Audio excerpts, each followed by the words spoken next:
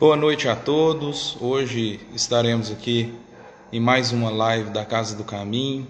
Hoje com o nosso amigo Léo, que é coordenador da área de mediunidade e assistência espiritual lá da Casa do Caminho. Também faz parte da AME, está no movimento espírita há muitos anos e sempre muito atuante e para nos auxiliar aí sempre. Bom, boa noite, Sandra, que acabou de entrar, Sandrinha. O Léo já entrou aqui agora.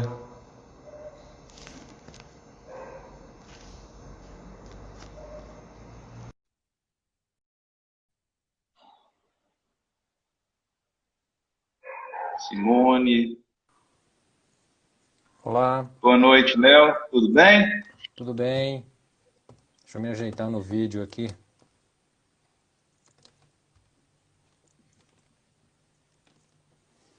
Tudo certo, né? Na noite, tudo certo, graças a Deus. Na noite de hoje nós vamos falar sobre o tema planejamento desencarnatório, né?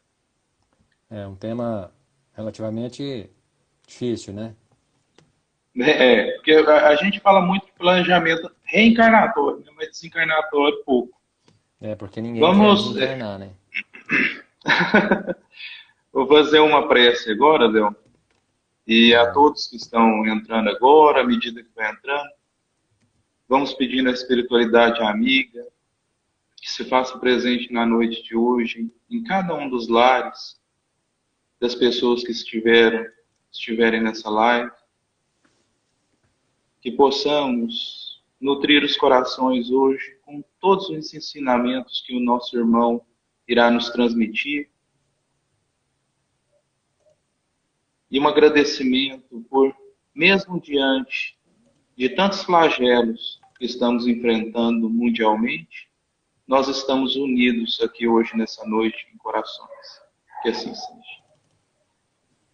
Léo, a palavra é sua. Seja muito bem-vindo, que possamos hoje colher pelo menos um pouco dos seus ensinamentos, que serão muito valiosos, como sempre são. Obrigado, boa noite a todos que nos ouvem aí, que estão acompanhando as lives. É uma alegria a gente poder voltar, né? Tá sempre aí colaborando. E como nós acabamos de dizer aqui, a abordagem principal desse tema vai se dar pelo Livro dos Espíritos, na pergunta a partir da pergunta 154, né?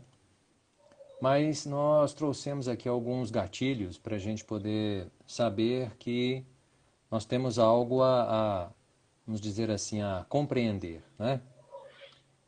O nosso planejamento reencarnatório, ele foi narrado com uma, vamos dizer assim, com uma qualidade de detalhes muito grande, né? No livro Missionários da Luz, que é a reencarnação de Segismundo, e nas obras do André Luiz, né, que são as obras do mundo espiritual, o que nós temos é justamente essa colaboração nas obras subsidiárias das obras de André Luiz, são os fatos do mundo espiritual. E assim como tem no livro Missionários da Luz, eu acho que eu falei mensageiros, né? Mas é no livro Missionários da Luz, sobre a reencarnação de Segismundo, no livro Obreiros da Vida Eterna, nós temos o desencarne de Dimas. O desencarne de Dimas, depois vocês, os interessados aí, possam buscar na obra justamente essa questão sobre a vivência, né, dos espíritos amigos que trazem dentro da programação de Dimas, aquele momento da sua desencarnação, do seu desencarne, né? Do seu desligamento com o campo da matéria. E, efetivamente, nós sabemos que, assim como nós perguntamos, será que tem um momento de desencarnar? O, a instrução espírita nos deixa, de uma certa forma, muito tranquilo com relação a isso, o ensino que os espíritos superiores nos trouxeram, do retorno ao mundo espiritual, né? No Livro dos Espíritos. E um capítulo muito interessante, vamos citar ele aqui um pouco mais adiante também, é o livro Céu e o Inferno, de autoria do Kardec, lá da Orientação dos Espíritos, da obra básica, que mostra lá sobre o passamento. Então eu gosto sempre de dizer que uma boa instrução para se saber como é desencarnar ou qual as sensações do espírito, porque aqui é muito importante nós frisarmos que a sensação, né, é do espírito e não do corpo. Né? Tudo que sucede ao desencarne sucede ao espírito. O corpo é a matéria inerte, né? Agora sem vida, sem fluido vital.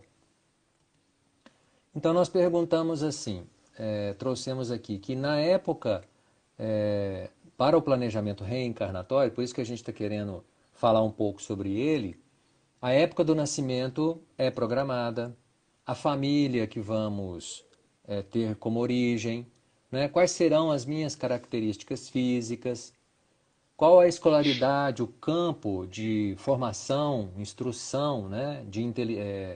Instrucional, né? Acadêmica nós vamos poder atingir, né? Dentro dessa escolaridade, qual a profissão que nós vamos seguir, né? Que compromisso de desenvolvimento da minha inteligência para as questões da profissão, se eu vou constituir família, se eu vou casar, se eu vou ter filhos, né? Tudo isso está lá dentro do planejamento reencarnatório. E está também dentro do planejamento reencarnatório as provas, né? As provas, as expiações, as provas que vão nos dizer a forma como é a nossa vida. Sabemos que no planejamento reencarnatório existe também, então, a previsão para a morte. Né? Nós sabemos que essa previsão ela se dará mediante aquilo que nós temos de desenvolver aqui na Terra, na nossa família, com a nossa escolaridade, com a nossa profissão, com a composição de uma segunda família. Né? Então, para muitos, a gente vê isso daí. E existe uma dúvida, como é isso, né? Como que isso é programado? Então a espiritualidade nos fala que existe uma programação da nossa evolução, da nossa ascendência espiritual, desde lá os primeiros seres unicelulares até a questão do anjo, né? As questões dos espíritos superiores, os espíritos puros, e essa ascendência espiritual ela se dará com vamos dizer assim, com a prática, eu não sei se seria a prática a palavra mais adequada, mas com encarnar e desencarnar. Né? Para a nossa condição atual, melhor que a gente tenha essa programação. Estar aqui, voltar ao mundo espiritual. Tá? E aí, para essa questão da época do desencarne, o que é que se planeja? Né? Nós sabemos que naquele momento exato da desencarnação, nós teremos uma cota de fluido vital que ela já se extinguiu. Né? Nós sabemos que dentro da nossa programação reencarnatória, nós temos uma composição de fluidos, né? De energia, de fluido vital, que nos manterá dentro desse tempo nascer e morrer, uma cota de fluido vital que será o suficiente para que possamos desenvolver a nossa vida. A nossa infância, a nossa adolescência, a nossa maturidade, né? A nossa maioridade, até a nossa velhice, a nossa senectude, ao ponto do desencarne. Quanto tempo é esse? Esse tempo é dado para esse fluido vital com relação ao tempo da nossa programação reencarnatória. Por isso que é dito que o natural é morrer velho, né? Ou morrer uma vez que esse fluido se extinguiu. Né? No caso, a perda da encarnação do espírito aqui na Terra. Né? Mas existe aquele processo que poderá existir um prolongamento da existência também, chegado a um determinado ponto, o planejamento desencarnatório ele pode sofrer uma moratória, ele pode se extinguir. Com que base nisso? Com a ideia de que são os espíritos superiores, né, nossos anjos de guarda, que coordenam isso. Né? posso estar lá com um programa de reencarnação para desencarnar aos 68 anos. E dada a minha condição, talvez a forma como se desenvolveu, isso pode ser prolongado. Pode ser? Pode ser, né? E existe a questão da desencarnação prematura, que é justamente essa. Aos nossos olhos, pode parecer que seja prematura, né? Mas não é. A única condição de uma desencarnação prematura é aquilo que a gente chama dos vícios, né, físicos e morais, por um acidente, que no transcurso desse acidente ele não é obra do acaso, mas é assim, uma situação em que teríamos que passar por aquele perigo, e aí poderíamos também dizer que é através desse perigo que eu posso desviar a minha rota e acabar não desencarnando. Mas muitas vezes aquilo que a gente chama de acidente é, em muitos pontos, uma circunstância de uma imprevidência, né? Eu não vou desencarnar, vamos dizer que eu teria que desencarnar por um acidente de veículos, por exemplo. Mas isso só aos 88 anos. Agora, eu vou dirigir numa autoestrada com pneu careca, né, pneu liso, com problemas de falta de segurança no veículo e eu sucumbo ali então aos 60 anos. Né? Temos aí uma desencarnação antecipada, né, que nessa questão a gente entende ou qualifica que, conhecendo da lei de causa e efeito, conhecendo das relações que a gente sabe existirem com a nossa responsabilidade, isso eu posso estar antecipando o meu desencarne. E existe, né, esse que nós estamos dedicando o ano, o mês de setembro dentro do ano, para falar sobre as questões do suicídio, o Setembro Amarelo. E muito importante lembrarmos que nós não estamos divulgando para combater o suicídio, né, porque é algo que talvez não nos sirva de efetividade, mas sim de valorização da vida. O Espiritismo prega a valorização da vida, né? Ele não combate, ele orienta sobre as questões do aborto, do suicídio, da pena de morte, né? Temas esses que, via de regra, estão nos noticiários, estão no nosso meio comum, sempre recebemos, e para os ensinos dos espíritos, né? Para aqueles que sabemos até não serem espíritas, mas que convivem com esse mesmo problema, essa desencarnação antecipada ela pode se dar dentro desses aspectos. Por que o vício ele é um desencarne antecipado? Porque sabemos que não há nada de ingênuo, né, num copo no uso de uma bebida alcoólica, né? Um copo de cerveja, num copo de vinho, num copo de um wine, ou seja, as bebidas em si. Sabemos que isso pode ter dentro do equilíbrio, dentro da possibilidade, etc., mas isso não é inofensivo. Nunca foi e nunca será, né? O que a gente ouve pela medicina é justamente isso. Sabe-se que aquelas pessoas, aqueles espíritos comprometidos com essa questão do vício, né? Que muitas vezes esse tipo de vício físico está ligado a um vício moral, não é isso? Então, só que nós sabemos, conforme os Espíritos nos orientam, não existe afastamento irresistível ao mal, né? Tudo que sentimos e vivenciamos é por fato e efeito do nosso livre-arbítrio, não é isso? Aqui eu coloco aqui do lado, que eu olho para cá assim, porque eu tenho a minha página de orientação para a gente poder falar, né? O que se planeja, né? O gênero do desencarne. Então, no mundo espiritual, nós sabemos que nós recebemos lá um clichê mental, né? Uma situação que nós saberemos aonde está o processo do nosso desencarne.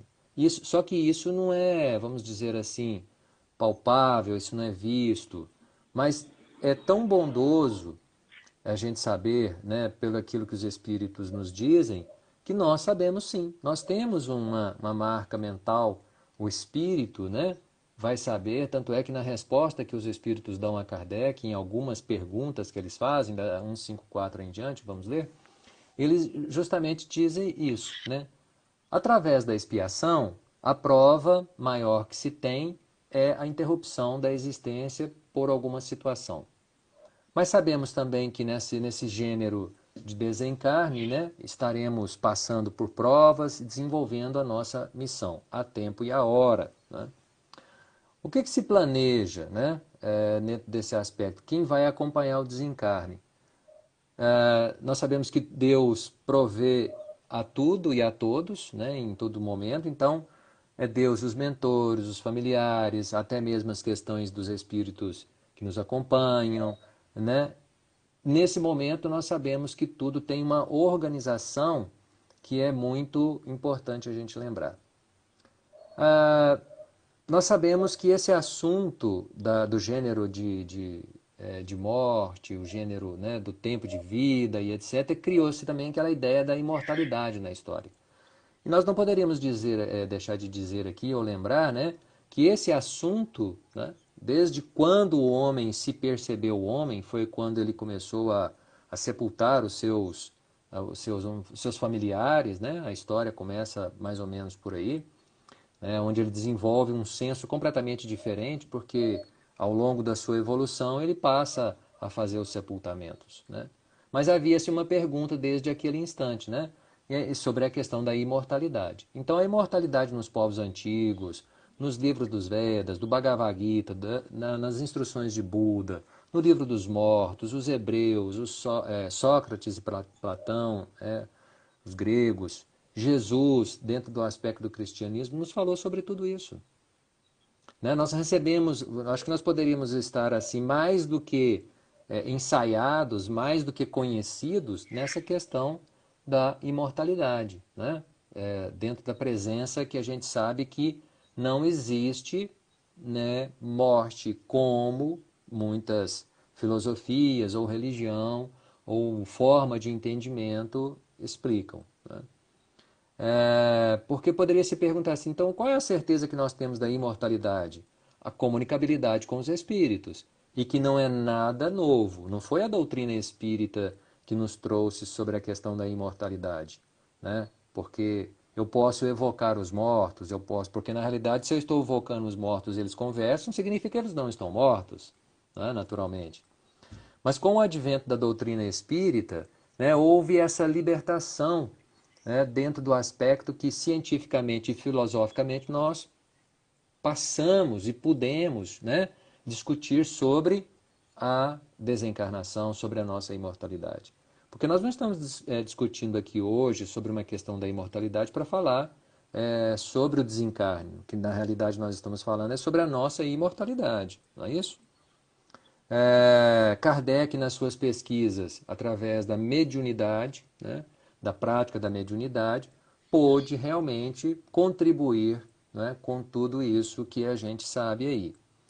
Muitas vezes, né, e agora com as pesquisas recentes, nós temos a EQM, né, que são as experiências de quase morte, que nos mostram um pouco dessa questão até da imortalidade, né? As pessoas fazem aquela passagem, descrevem túneis, luzes, né? Acompanhando tudo e depois a pessoa volta, né? A questão da psicologia transpessoal também faz um estudo muito bacana a respeito disso tudo aí. Nós temos a dizer assim que de muito que nós podemos dizer, temos nós dito, ou às vezes ouvimos algumas pessoas nos dizerem assim, né? Eu até acredito na morte, mas eu morro de medo de morrer, né? Então, isso é muito curioso, né? O que são as verdades espíritas sobre a morte, né? Dentro desse plano desencarnatório, né? O mais importante é valorizar o nosso maior tesouro, a vida no corpo material, no sentido de aproveitar o tempo que estamos aqui, para que ao retornarmos ao mundo dos espíritos, né, nós sejamos capazes de entender o que está acontecendo conosco. Né? Uma coisa muito importante aqui de fato, um dia nós iremos desencarnar. E é muito mais importante a gente entender que nós só estamos aqui porque Deus acredita em nós. Então, se estamos aqui no sentido de fazermos a nossa experiência, nós não temos o que temer uma vez que a nossa experiência, né, ela é uma experiência preciosa, a vida é preciosa. Né?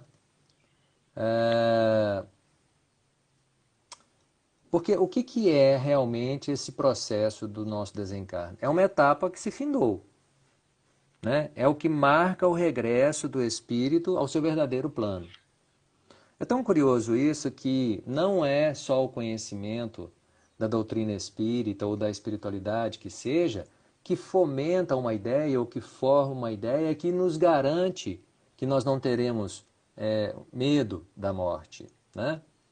Lá no livro O Céu e o Inferno, né, Kardec expõe lá que a certeza da vida futura não exclui as apreensões quanto à passagem desta vida para outra vida. Esse é o primeiro item da segunda parte de O Livro do Céu, do Céu e o Inferno, né, de Kardec, no capítulo 1, nesse título que se chama Passamento. Veja, a certeza da vida futura não exclui as apreensões quanto à passagem desta para outra vida. Há muita gente que teme não a morte em si, mas o momento da transição. E é um pouco sobre isso que talvez, dentro da nossa... Porque o nosso gênero de vida, dizem os espíritos, define em muitas partes o gênero da nossa morte. Né? Sofremos ou não nessa passagem? Por que se inquietam, e com razão, visto que ninguém foge a essa lei fatal da transição? Kardec chama a atenção para isso. Né? Por que nós temos que nos inquietar com isso? Só que, na realidade, nós não queremos assentar à mesa, né? Ou a uma sala de visita e agora vamos conversar, dialogar sobre isso. Quando é que esse assunto surge? Normalmente quando temos o risco de vida, né? Quando temos processos de doença, quando sabemos que as pessoas, né, ou os nossos parentes estão adoecidos e irão desencarnar, né? E principalmente quando tem uma relação próxima, né, de primeiro grau, isso nos choca muito, isso é fato. Né?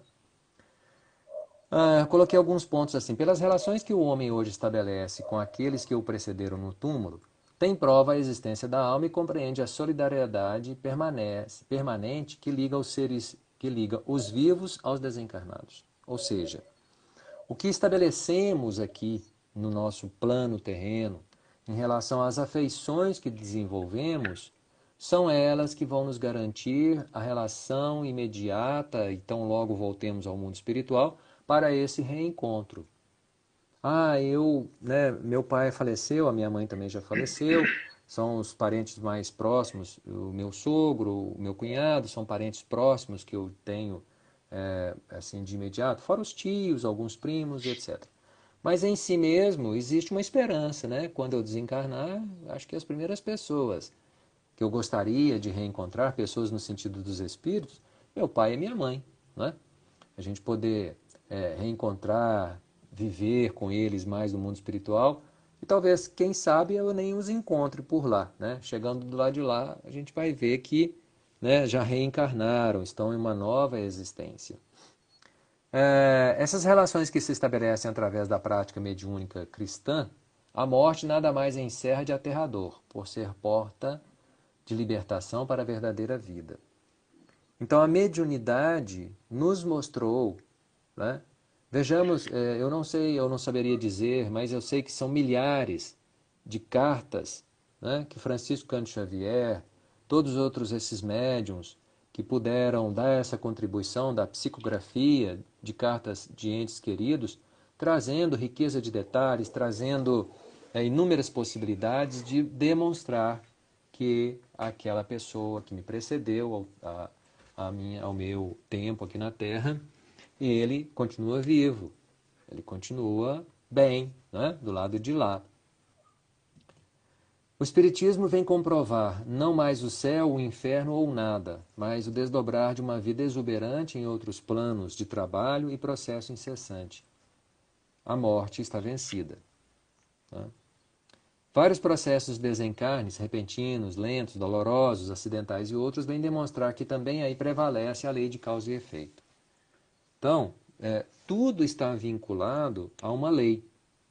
Né? Quando estudamos as leis no livro o livro dos Espíritos, né, das leis, nós vemos lá assim aquela complexidade que é de informação ou de informações dos Espíritos para nos orientar, e nós ainda, nos parece, eu de forma particular, que a gente lê e relê em muitos aspectos e ainda fica faltando aquela capacidade de entendimento, né? Mas muitas vezes essa nossa dificuldade de entendimento na linguagem dos espíritos é justamente aquele campo de dificuldade que nós temos de abrir mão da nossa materialidade, né?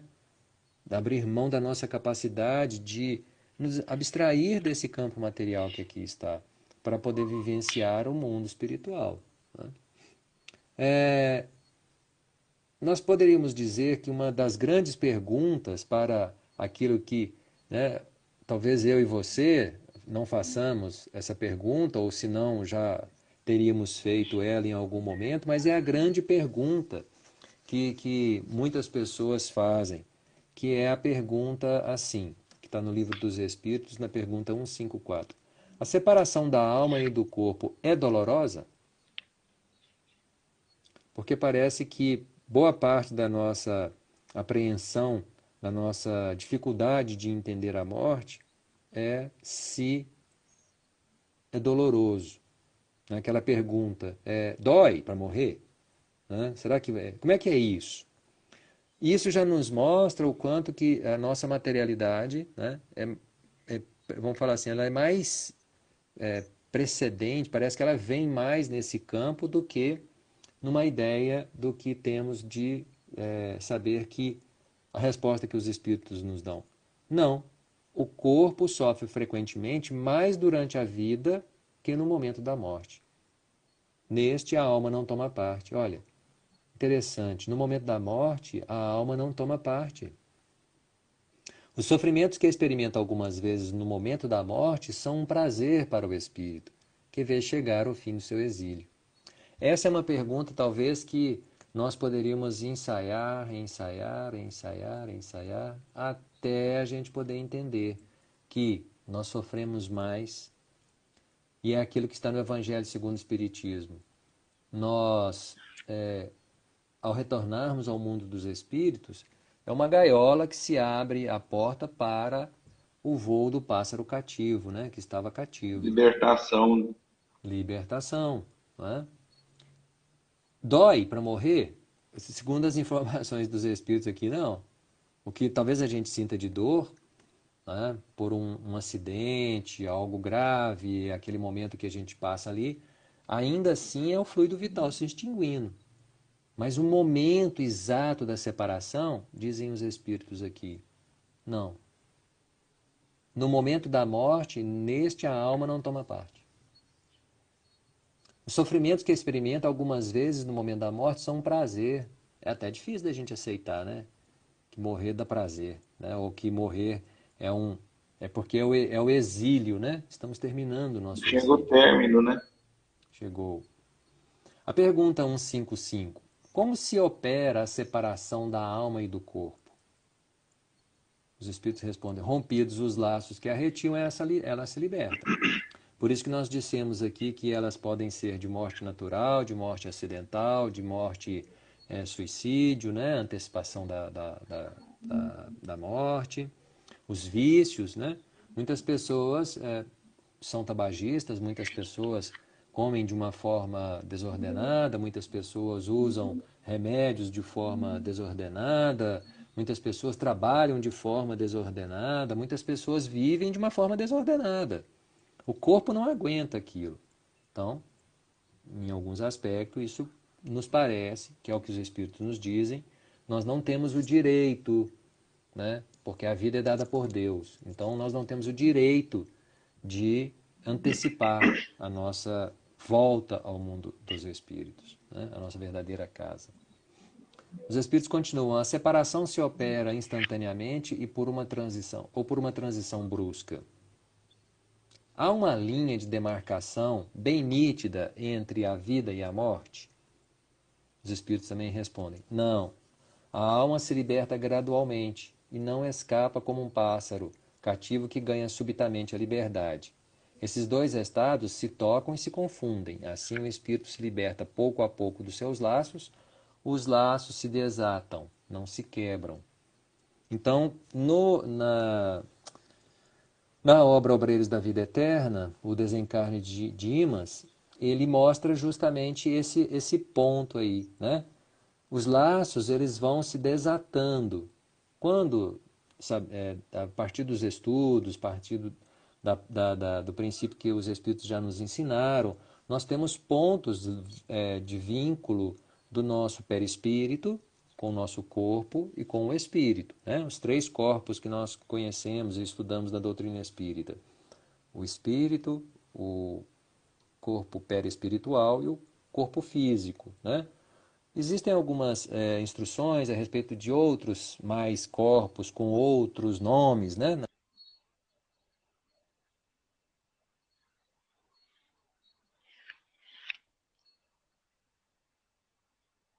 Caiu a ligação aqui. Esqueci Agora de deu. bloquear. E nesse aspecto, né, outras religiões, filosofias, algum tipo de ciência, né, nos mostram que existe estudos sobre alguns outros corpos, além desses que a gente estuda. Corpo mental, corpo astral e etc. Mas essa operação, até pouco agora aqui, nós dissemos que para o espírito é o pássaro cativo que se sai do seu cativeiro, né? E aqui ele toca nesse aspecto. Não é tão rápido assim. A impressão que nós deixamos primeiro é a ideia da liberdade. Mas nós sabemos que os laços que retêm o espírito ao corpo não se quebram. Eles são desatados de forma que possa dar ao espírito o tempo certo para o seu desencarne, né? A morte é uma coisa, cessação da vida, desencarne é outra, né? Então nós sabemos que em alguns campos, veja, a alma vai se libertando gradualmente. E isso é uma misericórdia divina dentro do nosso processo. Porque imagina se a gente, estando aqui de uma hora para outra, estamos lá, né? Nesse sentido que nós sabemos que com o tempo, e é muito interessante que ele diz que ao longo da nossa encarnação, nós estamos, quanto mais tempo passamos, nós estamos também mais próximos de voltar ao plano espiritual. Então, o ideal, a ideia correta é dizer que aquele fluido vital que retinha o nosso perispírito e dava saúde ao corpo, no sentido geral dessa compreensão, à medida que vamos envelhecendo, isso vai diminuindo, né? E aí a gente pode desencarnar. No aspecto do suicídio ou dos problemas que citamos aqui, quando criamos daquele suicídio vicioso, moral, nós podemos até passar por uma dificuldade muito maior no nosso desencarne, né? Porque estamos muito ligados à parte do corpo, à parte material, né? Na pergunta 157, no momento da morte, a alma tem algumas vezes uma inspiração ou êxtase que lhe faça entrever o mundo que vai entrar. Aí é muito bacana a informação que os espíritos nos dão, né? Frequentemente a alma sente se desatarem os laços que a ligam ao corpo. Ela faz então todos os seus esforços para o romper inteiramente. Já em parte desligada da matéria, vê o futuro se desenrolar diante dela e alegra-se, por antecipação, da situação de espírito. Então veja que importante que é isso, né? Nós sabemos que a morte, ela vai se dar de forma ao longo da nossa existência. E aqui é o que ele fala, que no momento exato, né, de desatar esses laços, André Luiz fala nas suas obras sobre o cordão prateado, né, o fio de prata, que é essa ligação do perispírito com o corpo, né, que nos mantém ligados aqui. Os espíritos nos dizem, a alma sente se desatarem os laços que a ligam ao corpo. Nós temos uma inspiração, sentimos um êxtase, né, por reentrar ao mundo dos espíritos? Sim, à medida que nós estamos vinculados a isso, existe sim um processo dessa alegria, né, de voltar ao mundo espiritual. A pergunta 163 nos ajuda a dizer o seguinte: a alma deixando o corpo tem imediata consciência de si mesma? Aí que é importante, né? Muitas vezes a pessoa fica preocupada se vai doer na hora da morte, naquele instante fatídico ali, o instante do desatamento, sabemos que não vai doer, mas muitas vezes nós não nos preocupamos, né, com essa consciência. Então os espíritos dizem assim, consciência imediata não é bem o termo. Ela passa por um processo, por um tempo, em estado de perturbação. Então todos nós, humanos, estamos aqui nessa experiência. Ao desencarnar, nós teremos um tempo, dizem os espíritos, e aquela ideia de como acordar num quarto escuro, né, sem saber aonde que está o apagador, né, onde que acende aqui.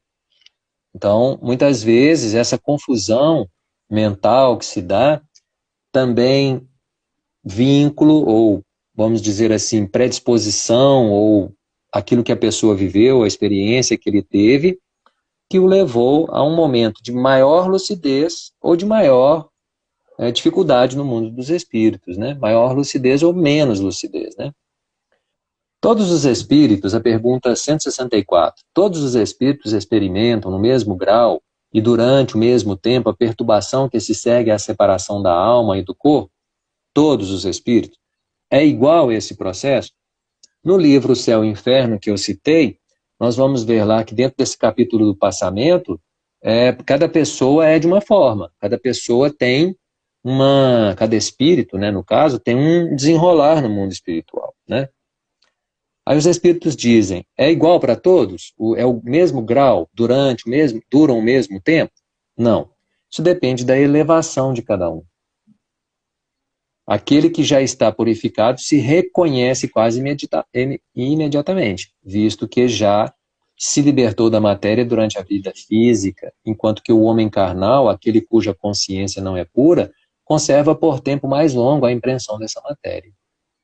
E no livro André Luiz, né, do André Luiz, a palavra vai secando, né? No livro do André Luiz, lá no livro Nosso Lar, que ele discorre, né? Não significa que tudo aquilo que o André Luiz nos ensinou, enquanto na sua experiência do mundo espiritual, vai ser igual para todos. Ele, no caso, foi narrado que ele ficou 8 anos passando por aquelas zonas purgatoriais, ou de zonas umbralinas, de zonas de menor elevação espiritual. Por quê? Porque a mente dele estava ali. Olha que importante isso. Aquele que já está purificado se reconhece quase que imediatamente. Então, talvez o nosso treino, talvez a nossa experiência na Terra é passar por essa situação. Não viemos aqui para experimentar a matéria, não viemos aqui para experienciar uma vida material. Nós viemos para experimentar uma vida espiritual na matéria, e não a matéria sobrepujar o espírito. Não ela ser mais significativa, a matéria não pode ser mais significativa. Agora, nós sabemos de muitos dos nossos irmãos, dos nossos companheiros aqui no plano terreno, que tem uma limitação enorme com relação a essa questão material, não é? Mas leva essa consciência dessa matéria para o mundo espiritual. Então, André Luiz, por exemplo, ele sentia os cabelos crescerem, a barba crescer, em muitos momentos correndo, ofegante, cansado, as unhas crescendo, o mau cheiro. Ele descreveu muito bem o plano espiritual daquela zona purgatorial que ele estava, né, o umbral que ele citou, e de muitos que estavam com ele. Mas tão logo ele teve a lucidez, né, que ele conseguiu alcançar por intercessão de amigos superiores, de amigos que o acompanhavam, né, e ele fez uma prece, o que aconteceu com ele? Ele mudou a vibração dele, né, e aí o amigo espiritual dele apareceu para ele. Falei, mas aquela pergunta que todo mundo falou, mas você demorou a aparecer, hein, para me ajudar. Aí Clarencio, né, ele diz para ele, não, estava com você aqui o tempo todo, né? E aí ele é levado, né, ao plano espiritual Nosso Lar, porque muitas pessoas dizem assim, quando eu morrer eu quero ir para o plano espiritual Nosso Lar. Olha, a colônia espiritual Nosso Lar é uma das colônias que abrigam centenas de milhares de espíritos vinculados àquele processo, numa determinada região do Brasil. Agora, existem outras centenas forma da palavra, né, centenas de milhares de outras colônias espirituais por todo o nosso plano terreno. Porque cada colônia espiritual, né, cada ambiente espiritual está vinculado a um plano geográfico da Terra, com a sua natureza, com a sua vamos dizer assim, a sua forma de existir, né? E é importante que a gente perceba isso, né? Qual é o tempo que vai durar o meu tempo no plano espiritual, após o meu desencarne? O tempo que eu estiver vinculado ainda à matéria. Se eu estiver preocupado com os entes queridos que eu deixei, com as minhas finanças, com os meus, as minhas aquisições materiais, minha casa, meu carro, e etc, etc, né? Não significa, muitas vezes, que quem é rico e tem muitas posses esteja ligado à matéria e vai ter dificuldade no mundo espiritual, porque a gente já faz logo essa análise, né? Então quer dizer que quem tem muito vai ter mais dificuldade. Negativo. Não é? Isso não tem uma relação imediata com isso, porque eu conheço muitas pessoas que são bem aquinhoadas, têm muito poder financeiro e não estão ligados a esse processo. Assim como nós conhecemos pessoas que não têm dinheiro, vivem numa pobreza extrema, às vezes com muita dificuldade, e tem um enorme processo que vai trazer dificuldades para ele, né? Porque às vezes ele se apega às coisas que ele tinha, né? Há pessoas também, né, Léo? A pessoas, Tem né, naturalmente. muitos espíritos que se apegam a pessoas. Esses dias eu estava vendo uma palestra, achei muito interessante, o senhor citou sobre isso, é justamente nesse ponto. Porque talvez a pessoa não tenha o bem material, mas se liga demais a uma pessoa e acha que aquela pessoa tem que se pertence e entra num processo até obsessivo ali, né? E não consegue se desvencilhar. É isso mesmo. Então, Douglas, o que a gente tinha para falar sobre esse trabalho aqui, né, vamos falar assim, do planejamento desencarnatório, a pergunta é, existe um planejamento desencarnatório? Sim, existe. De que forma que ela vai ocorrer? Não sabemos. Aí é só a espiritualidade, os tutores da nossa reencarnação, né, os amigos espirituais, porque só Deus sabe, né? Pode ser antecipado? Eu estava programado para desencarnar aos 86 anos, pode ser antecipado? Pode. Até se nós estamos acabando de ler aqui que voltar ao mundo dos espíritos é uma alegria para o espírito, isso passa a ser um mérito, né? O que nós sabemos de imediato é que os espíritos compromissados com a sua evolução na Terra, né, estarão aqui o tempo adequado para tal, né? E as pessoas que morreram agora do Covid, as pessoas que morreram de outras situações, de de terremotos, de flagelos, ontem até comentamos um pouco sobre isso, da questão dos flagelos, o mais importante é, ninguém falece, ninguém morre antes da hora, né? A não ser esses que, de uma forma imprevidente, procuram um estado de doença, um estado que vai o colocar em perigo, né? Muitas vezes a gente vê a pessoa se arriscando, né? Através de um esporte, através de alguma coisa que ele goste, e isso é atentar contra a vida, né? Ah, mas estou fazendo com segurança. Bom, pode dar errado, né? Porque a gente não sabe efetivamente.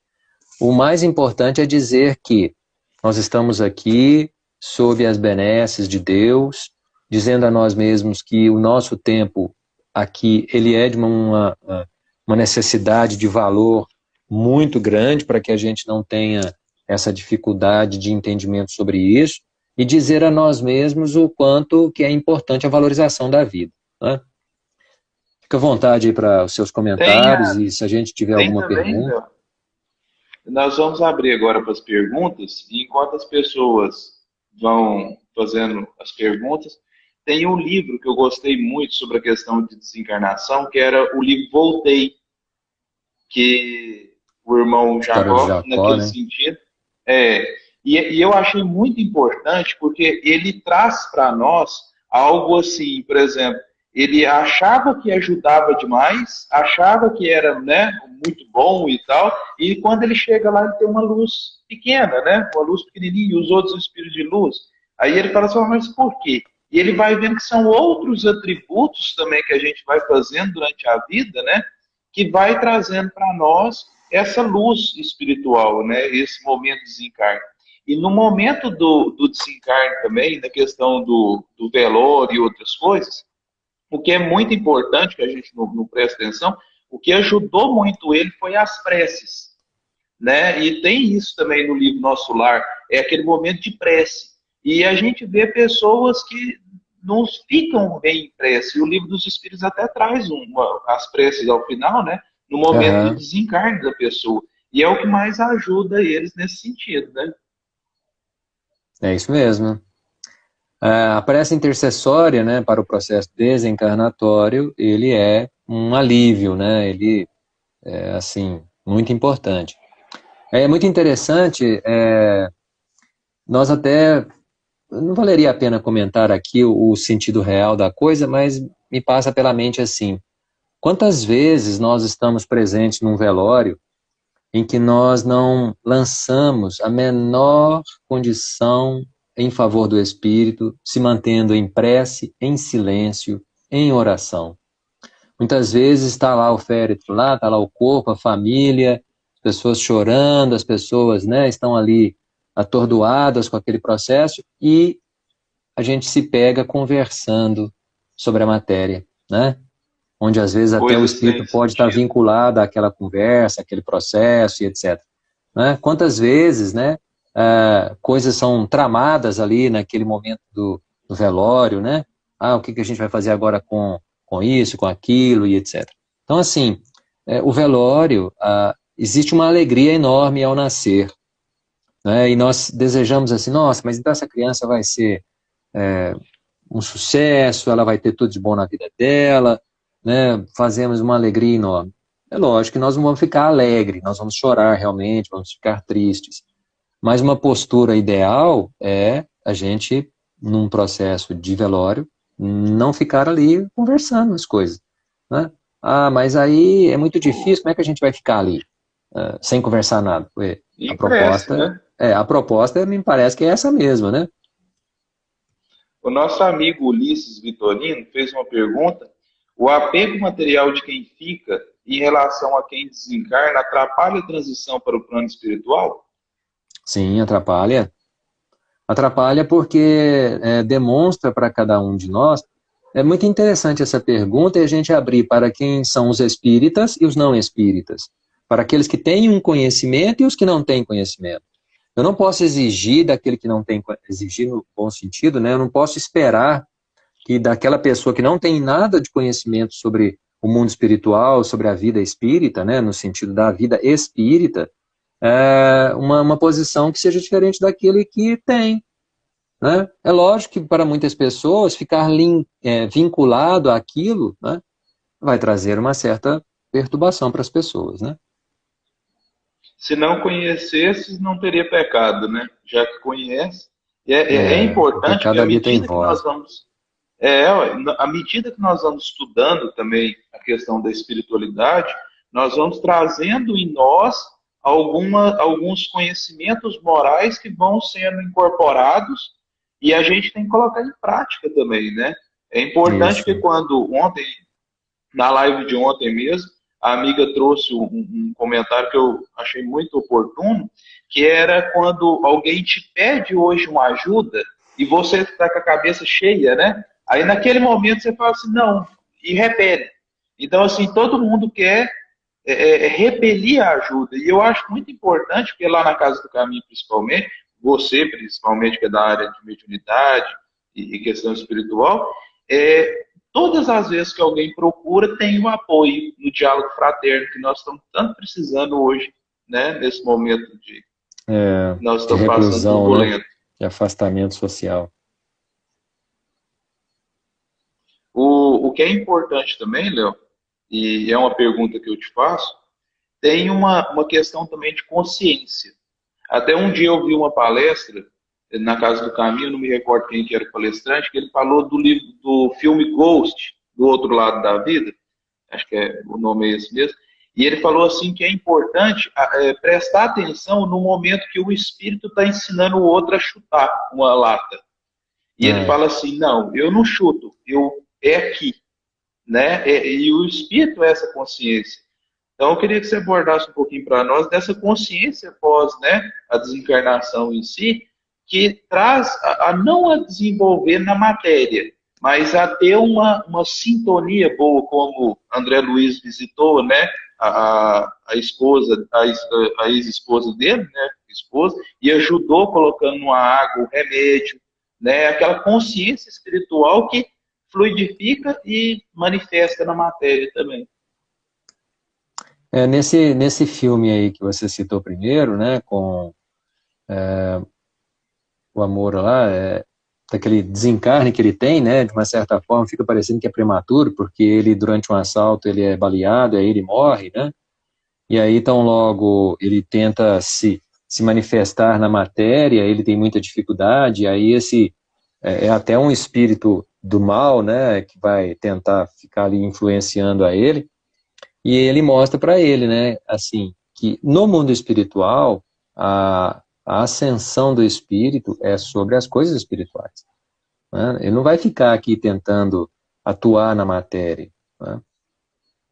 E depois você deu o exemplo aí de quando o André Luiz volta a visitar a família na Terra, ele reencontra a esposa com um novo consórcio, novo casamento, e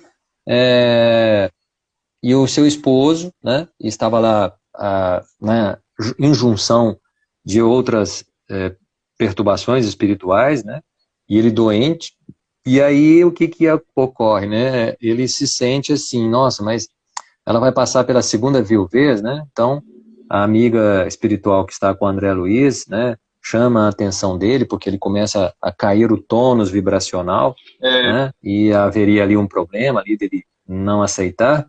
Aí ele, né, é levado lá fora, e aí ele junto com o espírito amigo que está com ela, se não me engano é Narcisa, né, que o acompanha nessa viagem, para visitar os seus amigos familiares, os seus filhos, a sua esposa, e aí fazem lá um remédio, né, retirado da natureza, da mangueira que havia ali no local, e aplica ali um emplastro, né, sobre o seu problema material. E é libertado, então, das mentes que ocupavam, né, as mentes obsessoras que estavam com aquele seu novo marido. Então, o que é mais importante sobre isso? Nós não, ao desencarnarmos, a gente não vai ficar perturbando, né? Não devemos ficar aqui vinculados. Agora, existem casos que sim, que existe uma perturbação, existe uma ligação. Por isso que é importante nós nos atermos à ideia de que a vibração, as orações, né, o acostumar com essa ideia, né, ele se foi, ela se foi, meu pai, minha mãe, meu esposo, é doloroso? É difícil cicatrizar, sabemos que é difícil, né, mas é necessário nós termos essa visão, né, de que é melhor a vida no mundo espiritual, porque o espírito teve que voltar, né? Ah, mas eu gostaria que ele permanecesse aqui comigo, ou ela tivesse aqui comigo, né?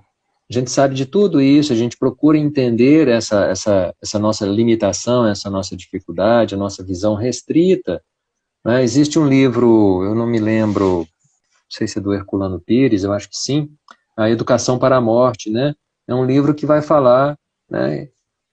A gente poderia até abordar aqui qual é a melhor educação para a morte, né? A melhor educação para a morte é nos distanciarmos da nossa matéria, né? Não sermos apegados à matéria, né? Ah, mas esse é meu carro que eu consegui através do meu trabalho. Ok, mas você não vai conseguir levá-lo, você não vai precisar dele no mundo espiritual, né? E aí, esse é um pequeno exemplo, assim, quase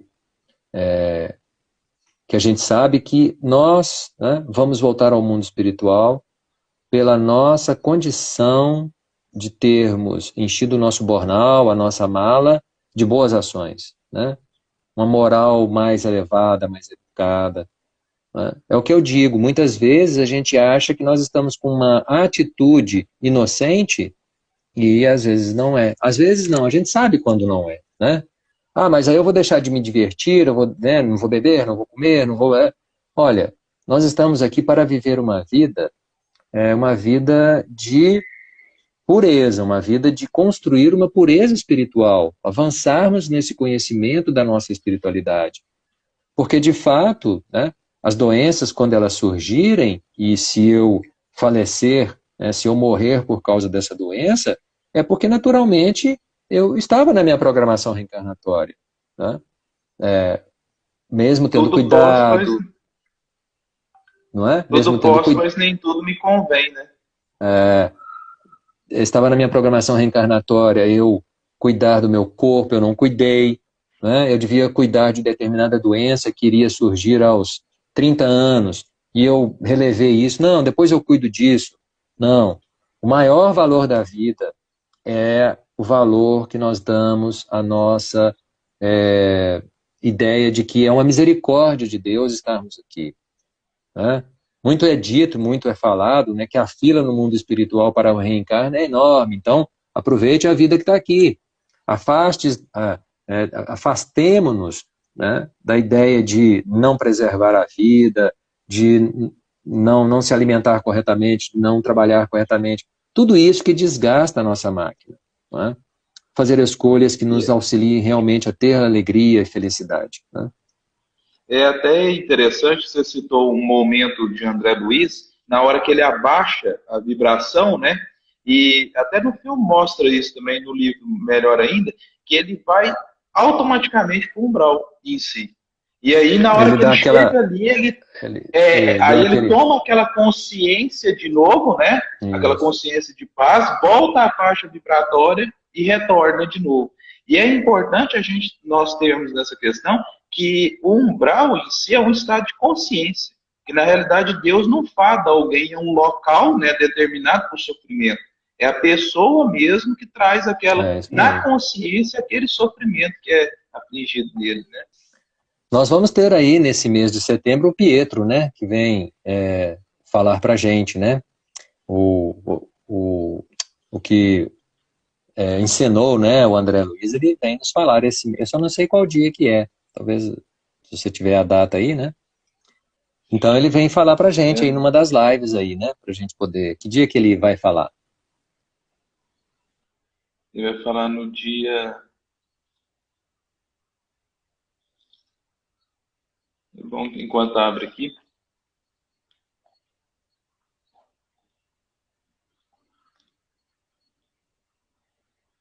A Aninha colocou: o pior o espírito passa para reencarnar. Retorna à pátria espiritual é moleza. Isso mesmo. Marcos Ribeiro. Renato Prieto. Dia 24/9, quinta-feira. Então fica o convite aí para todos aí, né? No dia 24/9 teremos aí o André Luiz, né? Que encenou É, essa grande obra de André Luiz aí, Francisco Canto Xavier, né? O Nosso Lar. Obra magnífica, né? Assim, e o filme então conseguiu traduzir muita coisa bacana, né? Vou falar assim, para uma história visual, né? Uma comunicação visual, né? Muito bacana mesmo. principalmente para não espíritas, né, Léo? Trouxe uma Sim. visão com uma síntese muito boa. E foi bom o Léo falar agora, no final, que eu vou dizer os dias das próximas lives, que nós estamos terminando. Agora, quinta-feira, agora dia 17/9, teremos a Paola Austuriano com o tema Amor ao Próximo. No dia 20/9, a Liliane Emanuele, Perdão das Ofensas. Na segunda-feira, dia 21/9, temos o Marcos Ribeiro, Vivência do Evangelho. Na quinta-feira, 24/9, é o Renato Prieto, né, que viveu o André Luiz, Deus ante a loucura e suicídio. No dia 27/9, Uriel Santos, né, nosso amigo que sempre está aqui em paz, planejamento reencarnatório. E na segunda-feira, dia 28/9, é o Simão Pedro, com o tema Brasil, Coração do Mundo, Pátria do Legal. Evangelho. É Muito uma bom as programação lives. muito bonita, né? Parece que o Um nosso tempo vai agradecimento acabar a aí. todos. Vai. Um Agradeço a todos agradecimento a aí você, Léo. a ideia de estarmos juntos aqui. Um agradecimento do fundo do coração para você, que trouxe hoje ensinamentos para nós muito edificantes, e a todos aqueles que fizeram presente na noite de hoje, que possam ter uma semana iluminada, que possam, através mesmo desses flagelos destruidores, trazerem um pouquinho do Evangelho para dentro que aí vai iluminando todo o ser. Fiquem com Deus e muito obrigado, Léo. Muito obrigado, felicidade e paz a todos. Felicidade. Um abraço.